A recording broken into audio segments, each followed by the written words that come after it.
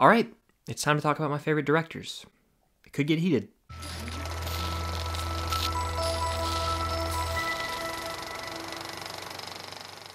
What's going on, guys? I'm Chris and welcome back to another video. Today I'm talking about my top 10 favorite movie directors of all time. Now, I'm baffled that I've never made this video before, but now is the time, I guess. So before I get into my list, I wanted to say these are my personal preferences. So these are my favorite directors, and I kind of base this off of the directors whose movies I anticipate the most, whose movies I've seen the most of and enjoyed the most of, and like directors who I've seen some of, and I haven't seen all their movies, but they intrigue me the most to go and check their movies out. There's a ton of fantastic directors that just didn't make this list, but before I give you guys my top 10, definitely hit the like button and comment down below your favorite directors of all time. I know there's a ton out there. It's gonna get interesting in the comments, I can already tell. So coming in at number 10 is going to be Jordan Peele. Yep, Jordan Peele's on this list, half of the Key and Peele comedy group. He's a fantastic director. He made Get Out, which I think should have won Best Picture. It's one of the best like horror thrillers of all time.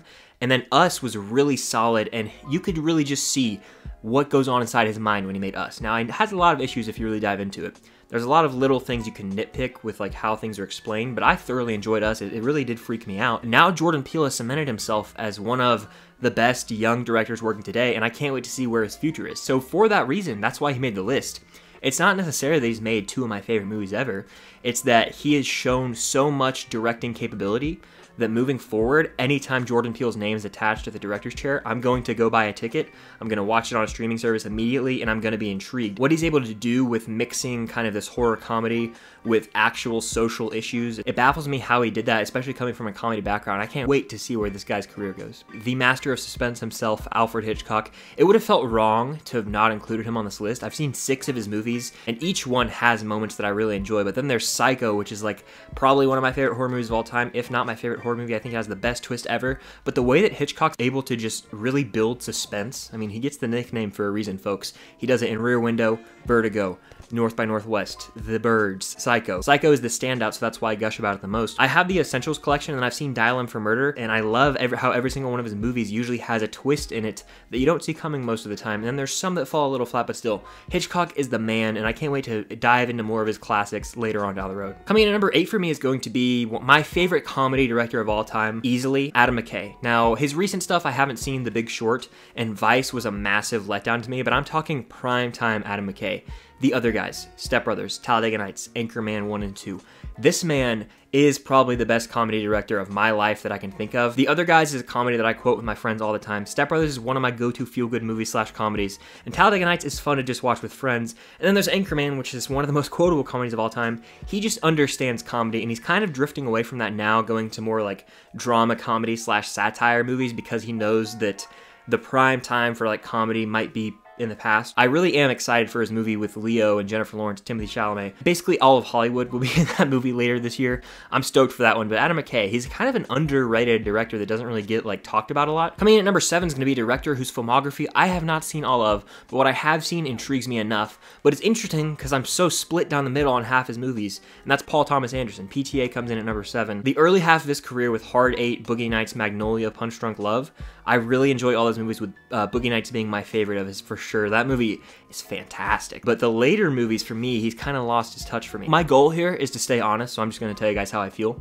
I watched There Will Be Blood, and I was let down by it. I was. Now, does it have one of the best acting performances of all time? Absolutely.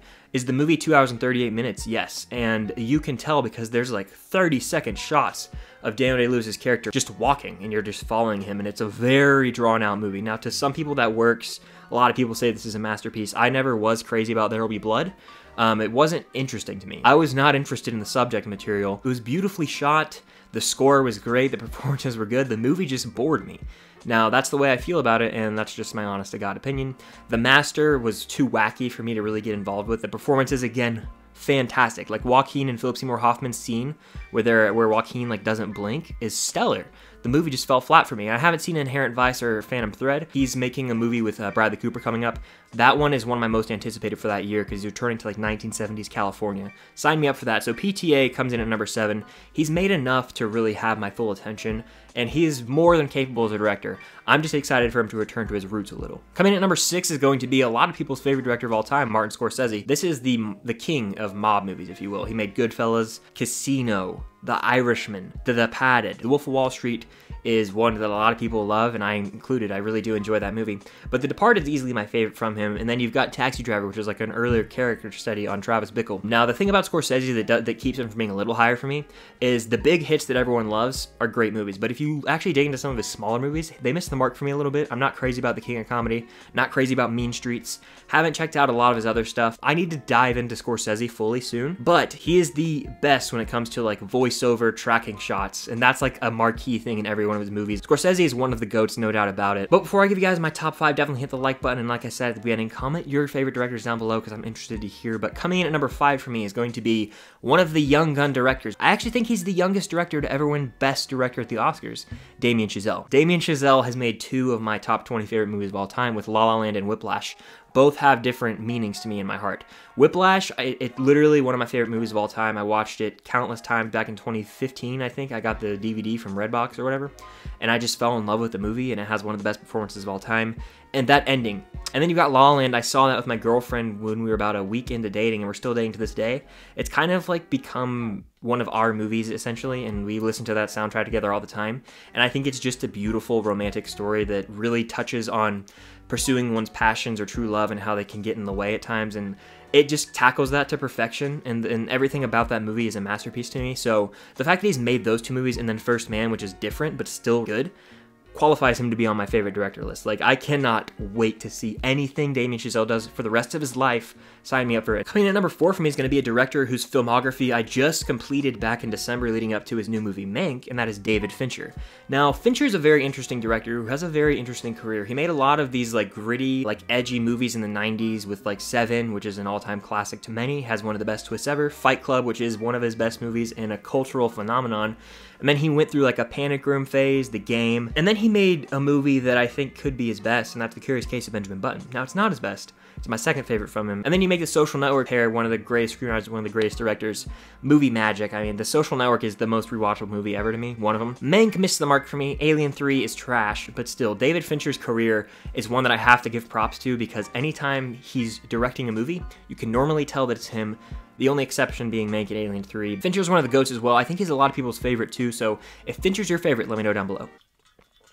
Alright, it's time to get into my top 3, perhaps the most stereotypical favorite directors of all time. But that's just the way I feel, and before I even get into them, if someone is referenced as the GOAT, or one of their favorites, by most, that's probably a sign that they're one of the greatest, but that's just how I feel. So coming in at number 3 for me is going to be Christopher Nolan. This man, I've seen every single one of his movies, and he continues to change the game when it comes to pushing the boundary for action spectacle and just blowing people's minds. Inception blew everyone's mind with a dream within a dream within a dream, and then he makes Interstellar, which is this sci-fi epic that really bends your mind with time and physics and everything, and then Tenet comes out, and it's about inversion and people going backwards and forwards in time. This guy has an obsession with time, and I love it. I really do. I love diving into his movies like a puzzle and just trying to watch as much as I can, like analyze it to try and really understand the story and the plot and just get something new out of each viewing. And then he made the Dark Knight trilogy, which many claims the best trilogy ever. It's up there. It's one of the best for sure. I mean, it's the best portrayal of Batman, I would say. And then you have movies like Memento, which mess with time. The Prestige, a magician movie. Every act is another step in the magic trick. It's a brilliantly crafted movie, and that's actually my second favorite Nolan. So this guy never misses. He's never made a bad movie, not even following. And every time he directs a movie, people get pumped for it. Dunkirk, a great war movie that's told from 3 different perspectives.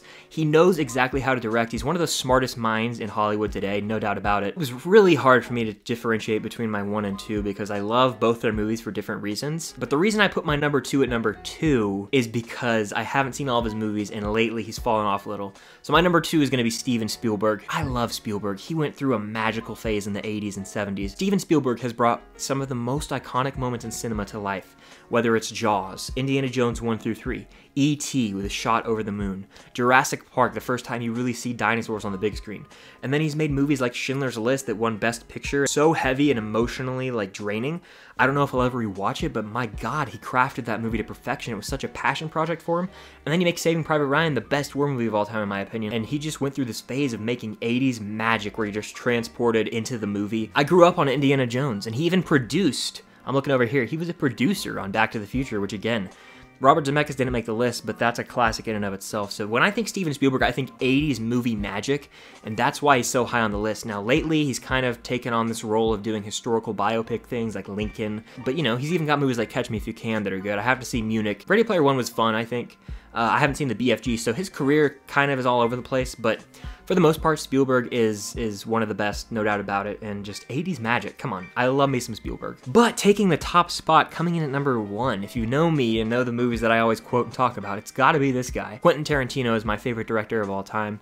I've seen every single one of his movies, and every single time I watch his movies, I'm kind of just like, there. I'm just in the scene, just chilling, because the dialogue sounds like normal dialogue that people actually have. Now, I know you have to differentiate the screenwriting from the directing, so screenwriting aside, he wrote the movie, so he's fully aware of the characters and just has this vision all in all. So they go hand in hand, actually. Once Upon a Time in Hollywood is a movie that I've seen so many times, and I quote it constantly, but it really is just this awesome hangout movie where you care about Cliff Booth and Rick Dalton's kind of a has-been, as he says, but you see this beautiful journey of friendship throughout the movie that has the Quentin Tarantino violence, but it's over-the-top hilarious at the end. Pulp Fiction is one of the most iconic movies of all time. Everyone knows that. It could have won Best Picture. Reservoir Dogs, one of the best crime, one-location movies I've ever seen.